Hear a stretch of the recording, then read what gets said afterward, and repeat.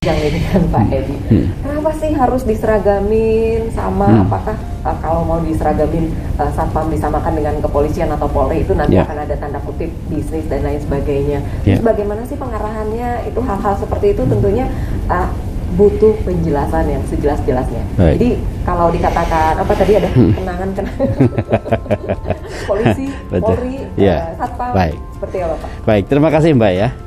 Usia satpam itu sekarang sudah 40 tahun ya. Dalam usia 40 tahun itu kalau perjalanan manusia adalah usia kemapanan ya.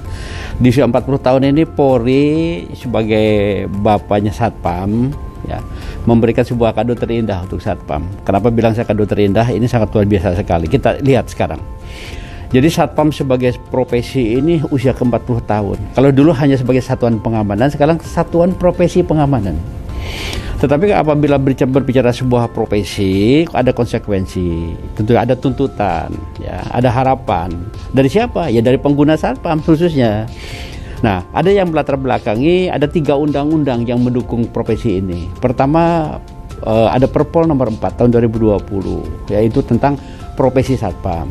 Yang kedua, dalam status ketenagakerjaan kita inline dengan Undang-Undang Ketenagakerjaan. Ya, Undang-Undang nomor 13. Nah, begitu juga dengan Undang-Undang Cipta Kerja yang baru, ya, Undang-Undang 11 tahun 2020. Ini 3 undang-undang ini mendukung sebuah profesi satpam. Sebagai profesi tentu tadi kata Jenderal Edi mengatakan bahwa ini ada sebuah konsekuensi bahwa dia harus kompeten. Karena yang dikatakan profesi itu dia punya kompetensi. Boleh diuji gitu kan, bisa dilaksanakan, bisa ini seperti itu. Nah, satpam ini sekarang ada pendidikan yang sudah mengatur tentang profesi satpam.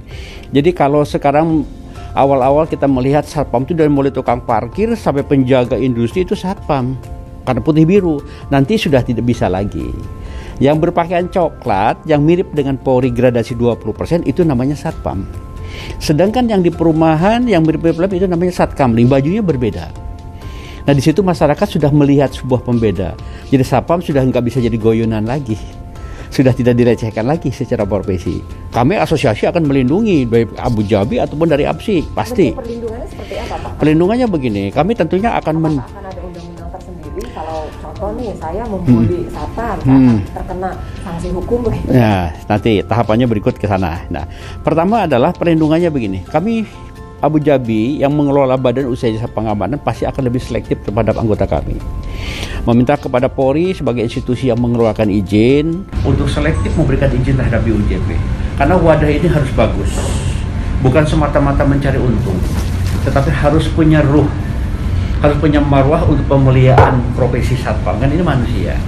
Jadi Pak Dir tadi menyampaikan pendidikannya harus betul-betul sesuai dengan aturan yang diberikan Polri.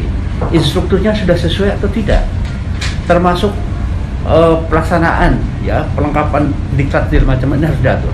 Dengan wadahnya bagus sehingga produknya satpam pun akan bagus.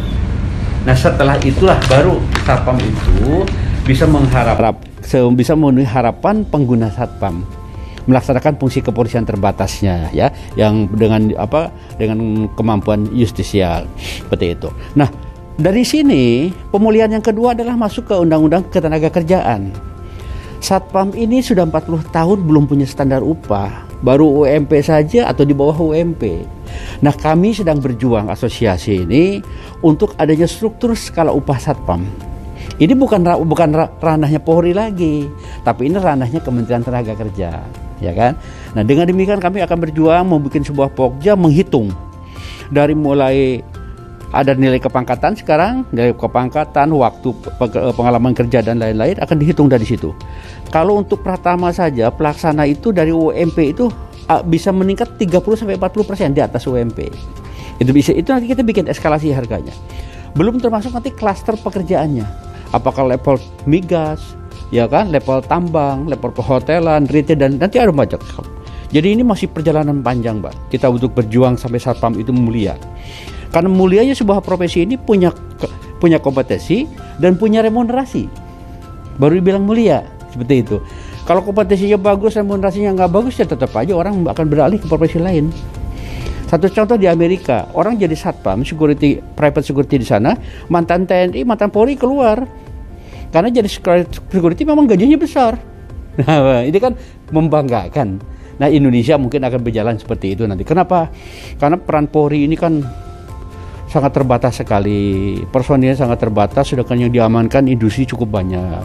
Makanya peran Satpam itulah sudah dipikirkan oleh Bapak Satpam itu agar bisa membantu peran kepolisian. Nah, itu kira-kira kami dari Abu Dhabi punya komitmen bersama teman-teman asosiasi lain adalah untuk mengantarkan Satpam mempunyai struktur skala upah. Jadi memperjuangkan. Ya, Jadi kira-kira kalau begitu. kita bisa membandingkan dengan negara lain, mantan TNI-nya mungkin dan Polri-nya mau bergabung menjadi security. Satpam Iya, ketika betul, pensiun. betul. Jadi ternyata bukan hanya mantan yang terindah itu aja ya. Betul. Anggota bisa menjadi Satpam. Sekarang banyak, Pak, mantan-mantan dari TNI ya, dari Polri yang sebelum jadi jenderal ujungnya jadi Satpam juga. Tapi yang jelas Punya perusahaan Satpam maksudnya gitu. intinya pemirsa, pengabdian tanpa batas.